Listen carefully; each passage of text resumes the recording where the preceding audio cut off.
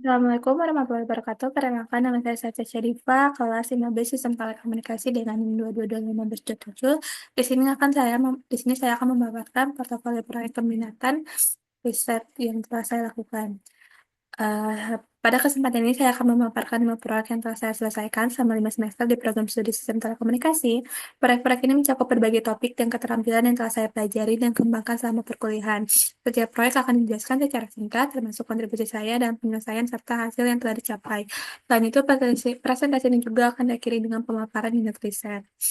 Lalu yang pertama, proyek pertama Smart Godam berbasis IoT. Proyek ini bertujuan untuk membuat prototipe godam pintar berbasis IoT yang memungkinkan kontrol otomatis dan manual melalui aplikasi Blink di smartphone. Prototipe ini diselesaikan pada 15 Desember 2024 dengan menggunakan kardus dan kain sebagai modal utama serta komponen elektronik. Di sini saya melakukan perakitan hardware, pemrograman, pembuatan prototipe, dan testing dan debugging.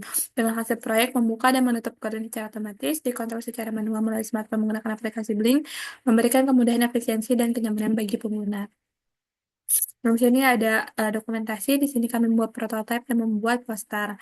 Lalu juga ada pembuatan website SMK 3 Sukatani. Proyek ini berfokus pada redesign dan pembuatan ulang website SMK 3 Sukatani.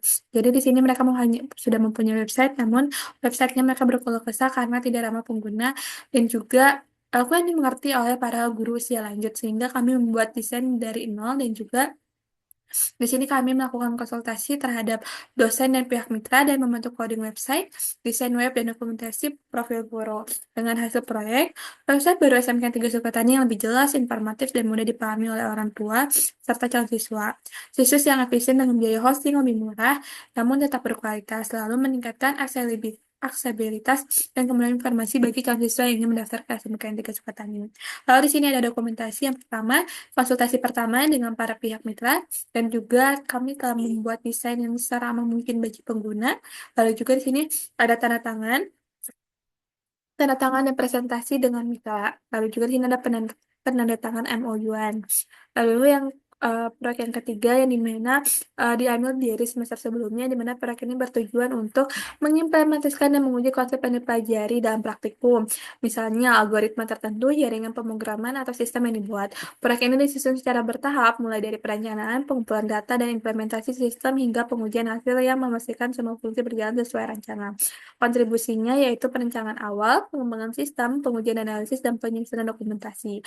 Dengan hasil proyek sistem atau prototipe, sistem yang berhasil diimplementasikan sesuai dengan tujuan proyek, pengujian berhasil, sistem telah diuji dan menunjukkan hasil sesuai dengan perencanaan awal, dokumentasi yang lengkap. Dan di sini ada dokumentasi yang dimana kita membuat topologi dan soal IP rute dan semuanya telah berhasil sesuai konfigurasi yang kita inginkan. Lalu proyek yang keempat yaitu pemasangan konektor mekanik pada roset.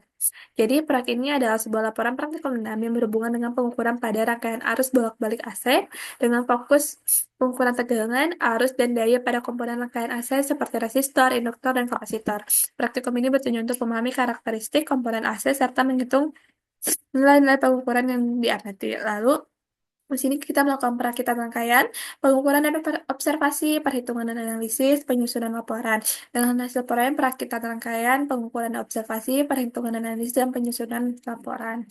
Lalu di sini ada dokumentasi praktikum yang dimana kita tahap demi tahap untuk membuat rangkaian sesuai modul, dan di sini hasilnya sudah sesuai antara hasil dari alat dan hasil dari yang kita hitung manual.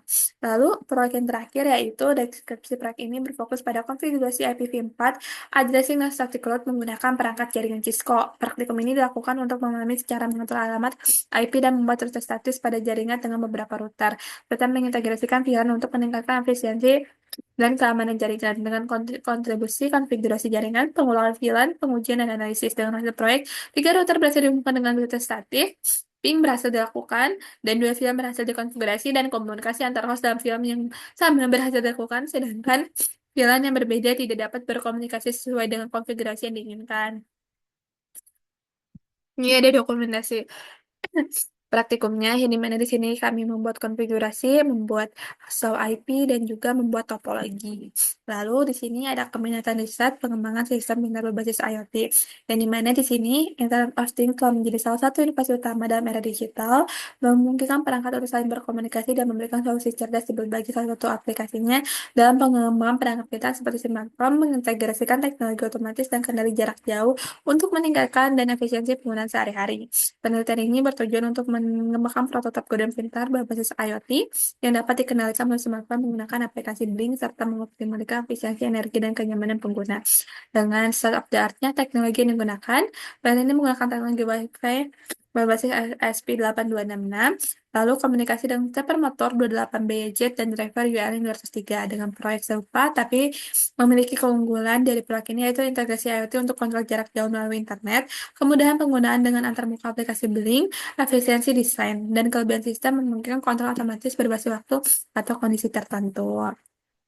Lalu di sini ada metodologi penelitian yang dimana kita melakukan perencanaan sistem, pengembangan dan pemrograman, prototipe dan pengujian, lalu evaluasi dan analisis. Dengan kesimpulan, pengembangan smart code dan berbasis IoT ini menunjukkan potensi besar dalam mengintegrasikan teknologi IoT ke perangkat rumah tangga sehari-hari. Penelitian ini juga memberikan landasan untuk inovasi lebih lanjut dalam pengembangan perangkat pintar yang hemat energi dan mudah diakses oleh masyarakat luas. Oke, sekian dari saya. Terima kasih. Mohon maaf bila banyak kurang. Wassalamualaikum warahmatullahi wabarakatuh.